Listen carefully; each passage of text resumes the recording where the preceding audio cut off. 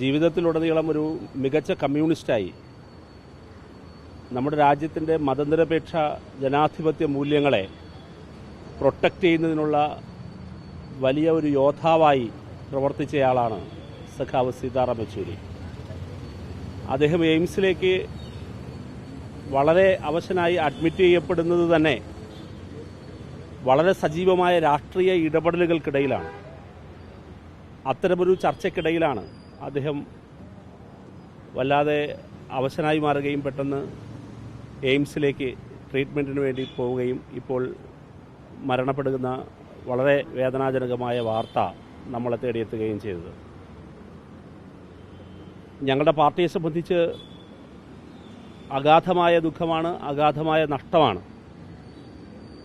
ഞങ്ങൾക്ക് ഏറ്റവും മികച്ച ഞങ്ങളുടെ പാർട്ടി നേതാവിനെ നഷ്ടപ്പെട്ടിരിക്കുന്നു. അദ്ദേഹം ഞങ്ങളുടെ പാർട്ടിയെ സംബന്ധിച്ച് വളരെ പ്രധാനപ്പെട്ട ഒരു പാർട്ടി കോൺഗ്രസിലേക്ക് നമ്മൾ കടന്നു പോകുന്ന സമയത്താണ്, അതിൻ്റെ പടിവാതിൽക്കൽ എത്തി നിൽക്കുമ്പോഴാണ് പാർട്ടിയുടെ ജനറൽ സെക്രട്ടറിയായ സഖാവ് സീതാറാമിനെ നമുക്ക് നഷ്ടപ്പെട്ടിരിക്കുന്നത്. ഇന്ത്യൻ ജനാധിപത്യത്തിൽ അദ്ദേഹത്തിൻ്റെ വലിയ ഇടപെടലുകൾക്ക് സാക്ഷിയാകേണ്ട ഒരു സമയത്താണ്. നമ്മുടെ രാജ്യത്തിൻ്റെ ഇന്നത്തെ ഒരു രാഷ്ട്രീയ സാഹചര്യത്തിൽ സഖാവ് സീതാറാമിൻ്റെ സാന്നിധ്യവും അദ്ദേഹത്തിൻ്റെ വളരെ പ്രധാനപ്പെട്ട രാഷ്ട്രീയ ഇടപെടലുകൾക്കും രാജ്യവും കാലവും ആഗ്രഹിക്കുന്ന സമയത്താണ് അദ്ദേഹം വിടവാങ്ങിയിരിക്കുന്നത്.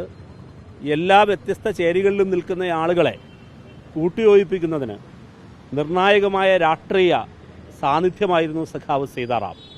ആ അർത്ഥത്തിൽ ഇന്ത്യയിലെ മുഴുവൻ ജനാധിപത്യ മതനിരപേക്ഷ വിശ്വാസികൾക്കും കനത്ത വിഷമവും ആഘാതവുമാണ് സഖാവ് സീതാറാമിൻ്റെ വിയോഗം. വ്യക്തിപരമായി ഞങ്ങളുടെ തലമുറയിൽപ്പെട്ടവരെയെല്ലാം ചേർത്ത് നിർത്തുന്നതിനും വാത്സല്യപൂർവ്വം ഞങ്ങളോട് പെരുമാറുന്നതിനും സാധിച്ചിരുന്നു അദ്ദേഹത്തിന്.